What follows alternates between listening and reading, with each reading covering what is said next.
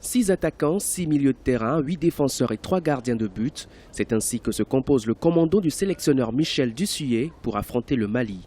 À l'exception de Sangaré Badra Ali, gardien de l'AS Tanda, tous les joueurs évoluent à l'étranger. Michel Dussuyer entend faire le plein à domicile et grappiller des points à l'extérieur dans la compétition qui se présente sous forme de mini-championnat. L'attaque sera animée par Wilfried Bony, Kwasi Yao-Gervais, Max Gradel et Jonathan Kodia, le nouveau buteur des éléphants.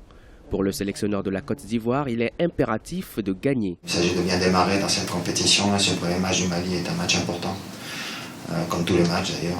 Alors on sait que ça va être un match difficile parce que cette équipe du Mali elle est talentueuse et donc on s'attend à une forte opposition. Maintenant on a aussi nous des armes à faire valoir, on est chez nous, à se faire respecter à la maison.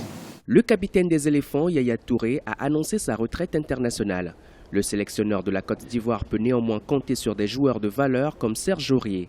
Bien que condamné à 2 mois de prison pour agression sur un policier, le défenseur du Paris Saint-Germain est très important pour l'équipe. Le garçon est capable de réagir et de surmonter cette épreuve, même si c'est quand même pas toujours facile à vivre, mais il a une force de caractère pour vite se remettre en tout cas et apporter ce qu'il peut à son club mais également à l'équipe nationale, parce que c'est un joueur de qualité et qu'il est important dans le groupe. Ça peut être un leader par rapport à la jeune génération, donc c'est aussi ce que j'attends de lui.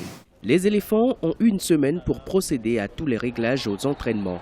La Côte d'Ivoire affronte le Mali le 8 octobre à Bouaké pour le compte du premier match des éliminatoires de la Coupe du Monde 2018.